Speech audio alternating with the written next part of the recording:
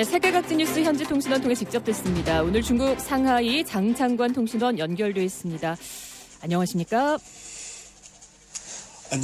안녕하신가요? 안녕이라는 말이 정말 잘 안 떨어지죠. 예, 뜸을 들이신 이유도 그럴 텐데요. 중국에서는 어떻습니까? 이 대한민국의 비상계엄 사태 그리고 윤석열 대통령 탄핵 무산 이후 어떻게 바라보고 있을까요? 여러 보도를 보는데 특히 이제 중앙일보 중국 특파원 보도를 보면은 네. 이제 중국 매체들이 지난 8일 윤석열 대통령의 탄핵안 무산에 따른 향후 전국 추세를 이제 중국 정부 쪽에서는 아마 눈여겨 보는 것 같고요. 대한민국이 어떻게 흘러갈 것인가?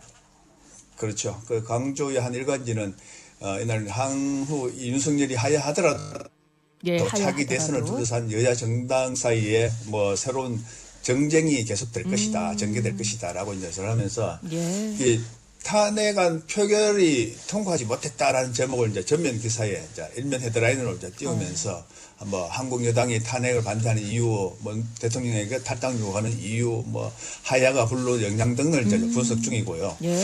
그다음 중국 외교부 산하에 있는 싱크탱크 이제 중국 국제문제연구원의 이제 한 연구원은 여당이 탄핵안에 어떤 입장을 취하건 여야 사이의 갈등은 풀 수 없다라는 게 이제 그거고요. 이는 이제 한국 진보파와 보수파의 정치적 이념과 정책 노선의 차이가 결정한 그 갈등이기 때문이다라고 진단을 했습니다. 그래서 이제 또 다른 또 경제 주간지는 서울 6시간의 사변이라는 제목으로 이제 헤드라인을 장식했는데 계엄령 발동을 쿠데타이자 대형 정치 실험으로 이렇게 이제 나타냈고요. 또 이 주한 미국 대사관의 한 공사의 말을 인용해서 권위주의의 한국 국민은 이 권위주의에 대한 한국 국민은 매우 민감하다. 민주주의를 수호하려는 한국 민중의 집착을 절대로 낮게 평가해서는 안 된다고도 했습니다.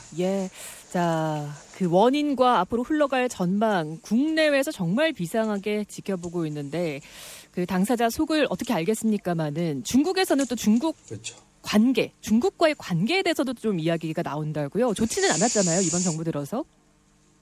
그렇죠. 그래서 지금 중국 관영 신화사하고 중국 이제 CCTV죠. 중앙방송 등에서는 이제 김 전 국방장관의 체포라든지 한동훈 국민의힘 대표의 담화 등을 이제 실시간으로 이제 속보를 계속 타진하면서 그 중에 이제 특히 야당이 발의한 탄핵안 사유에 현 정부가 중국을 적대시했다는 대목을 외교 문제가 거론됐던 거.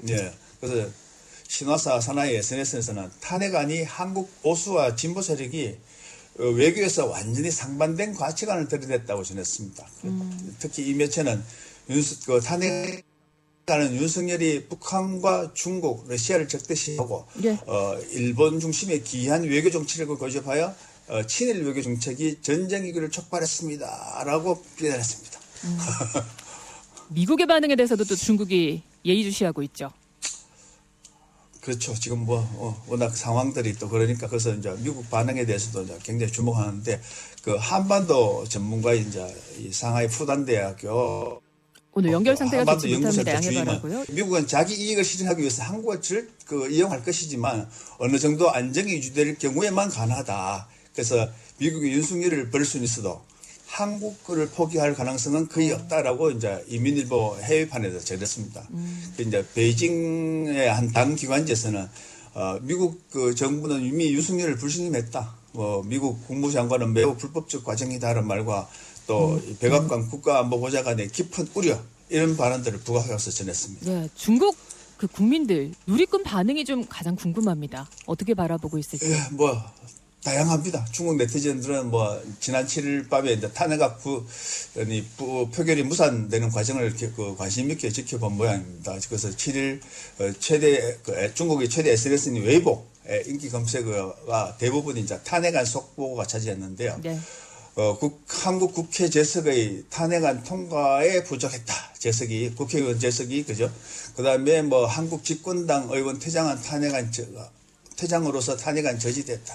한국 집권당 탄핵안 반대했다 등이 이제 검색어 10위 안에 들었는데 그저께 10일 날 대통령 체포 요구안의 결의안이 통과되자 중국 언론들은 헤드라인을 장식하면서 실시간으로 보도가 되는군요. 국회 상황을. 그 일부 누리꾼들은 믿을 만한 소식인가 하면서 믿을 수 없다는 반응도 있었습니다. 상하이 한인들도 그 대통령 퇴진 촉구 성명을 내놨다고요? 예, 뭐, 저도 뭐, 그렇지 않습니까? 뭐, 여기 밖에서 사는 사람들이 집안이 좀 조용해야 네, 사는 마음이 게 편하죠. 바깥 일도 잘하고.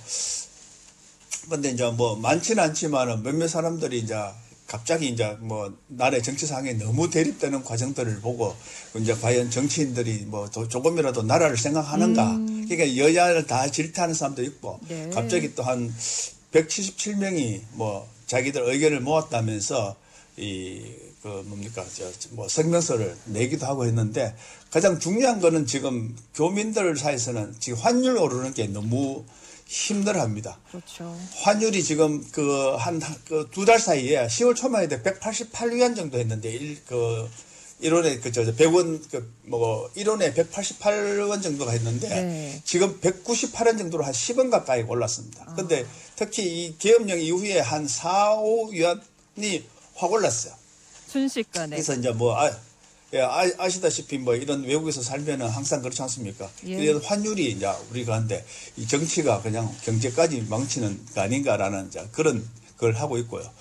그 다음에 이제 어떤 또 다른 사람들은 이 갑자기 생명서를 내놓은 거 보면서 아니 뭐 중도도 자기는 중도도 보수도 아니다 하면서 진보도 보수도 아니다 하면서 뭐 중도겠죠 그러면은 예. 그 사람들은 아니 그 진보 쪽에서 무슨 이런 일이 있을 때는 왜 전부 다 입국 다물고 있다가 정부만 뭐 하면은 이렇게 막 떠드느냐 하는 그런 또 이게 너무 그 공정만 외치다가 공정하지 못한 행동을 한다고 또 눈살 찌푸리기도 하고 뭐 그렇습니다. 그래서 교민들은 지금 뭐 하루하루가 걱정하는 마음으로 또 국내 상황을 예의주시하고 계시겠군요. 예, 알겠습니다. 지금 뭐 그 나라 상황 때문에 좀 부끄러워하고 있습니다. 예, 중국 상하이 장창관 현지통신원이었습니다. 고맙습니다. 예, 수고하십시오. 예.